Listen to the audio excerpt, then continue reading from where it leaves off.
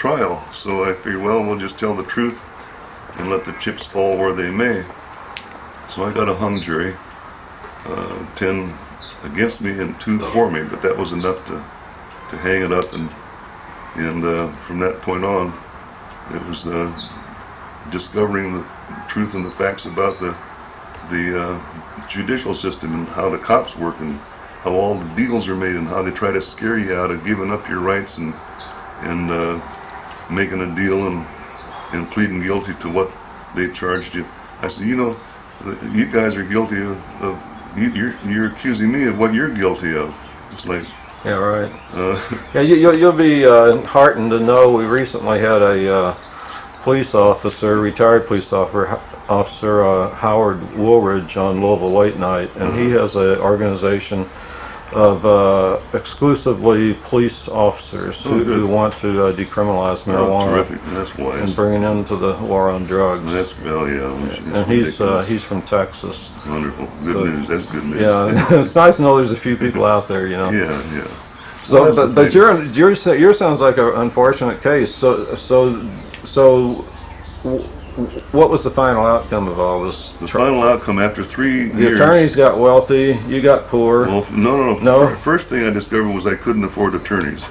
Oh, okay. So I had to learn to defend myself. Oh, so yeah, okay. And that got me through the first trial. And then I'd go in every time they'd call me in to the judge's office. The DA would try to offer me a deal and get me to cop a plea, and I wouldn't take any of their deals. And finally, after 3 years, they dropped the charges. Oh. I told them, I'll take another trial. If I beat you once, I can beat you again because it's all about the truth. Uh-huh. And they didn't. They were afraid of taking it on again, and so they finally dropped the charges. So this is in 1960, 70 or 71. Okay. By that time, I'd moved from Marin County up to Sonoma County, which was the next county north of Marin.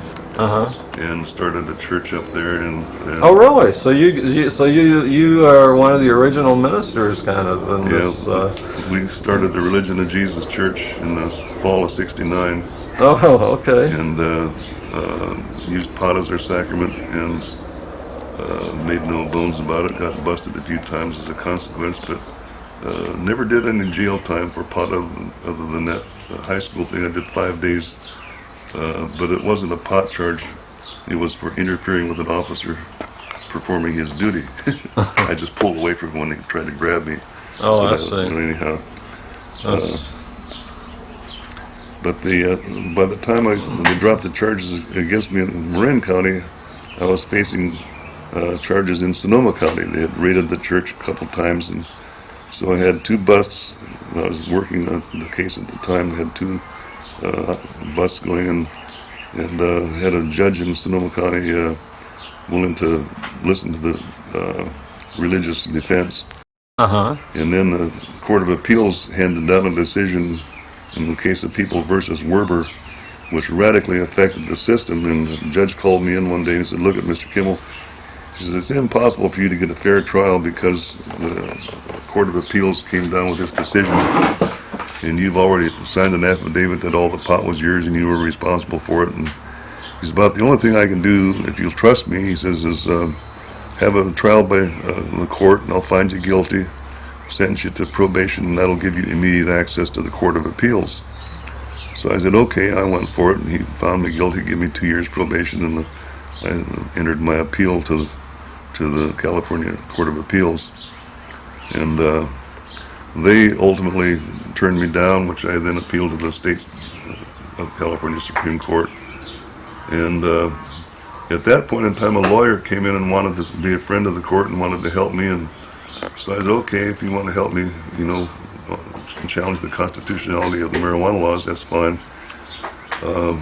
I wrote up my part of the brief and give it to him, and without my knowledge, he did not use what I gave him and did not turn mine in with his report, ultimately thinking that he was going to win and get all the credit and the fame for being the lawyer that broke the camel's back, so to speak. But the court turned him down, and when I lost the case, I discovered, how come, And then I discovered how he had manipulated things and hadn't turned in my brief. So I fired him naturally, and So you're sabotaged by I your was own attorney. sabotaged, By your yeah. own attorney. Yeah. Did somebody pay him off, do you think, or what? No, he was just looking for fame. He figured I had the best case happening and the best opportunity for him to win. So he just used my case for his arguments, and his arguments weren't good enough. Oh, I see. He didn't use your They argument. conflicted with mine, as a matter of fact. Oh, okay. I see. All right. So at that point in time, I figured, well, do I appeal this to the U.S. Supreme Court or what? Meanwhile, Steve Gaskin had gotten busted back in Tennessee, and Yeah, right. he had a case in front of the Supreme Court at the time, so I called him, got a copy of his brief, and read the brief. He had all the bases covered. So I figured, okay, no sense both of us going in, so I gave up on the legal approach to challenging the constitutionality at that point in time, but of course, ultimately, the Supreme Court turned Steve down. And Stephen went to jail, right? Yeah, Steve went for a year or something? Yeah, he did some time. I don't remember exactly what, but For the community? yeah, back in Somerville, I think it was. Right. And, so that was about the end of my legal challenges at that point in time until coming out here. Uh-huh. And when did you come out here? About 92 or something? Well, no, I came out here in the fall of 72.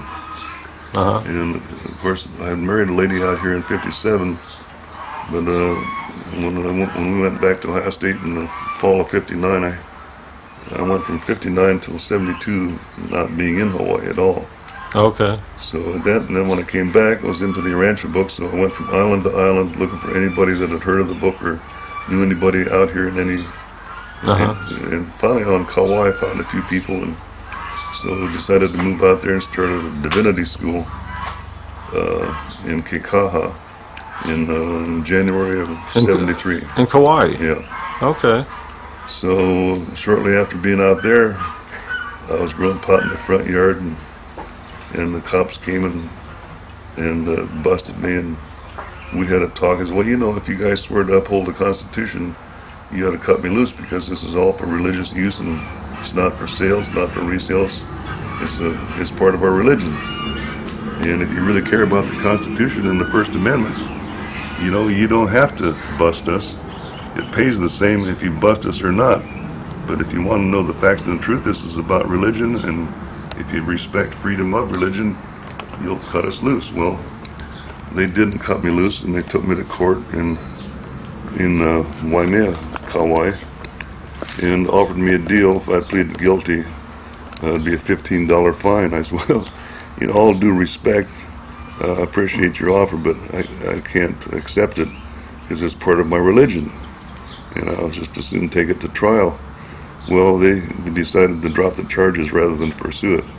Really? Yeah. So you were one of the first success cases as far as yeah. spiritual use of marijuana. Yeah, and then the second bust on Kauai came about a year later, and at that point in time, we were growing cannabis indica, and the state law was all against cannabis sativa.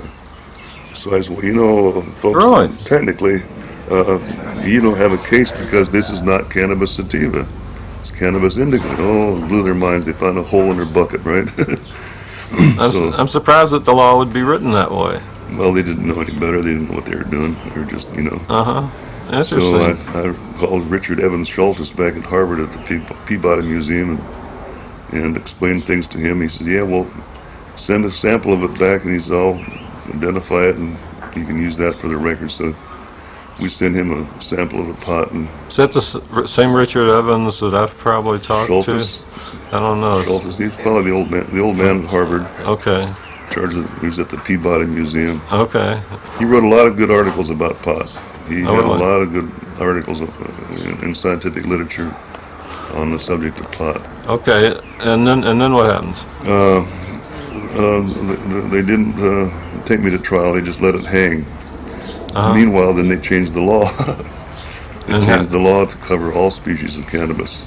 Oh, really? Yeah. State legislature. Um, So then we moved to Molokai, and about a year later, I got a call from the prosecutor from Maui from Kauai, and yeah, Mr. Kimmel, we'd like to clear up the old records over here if you want to pleaded guilty and would just be $50 was the bail.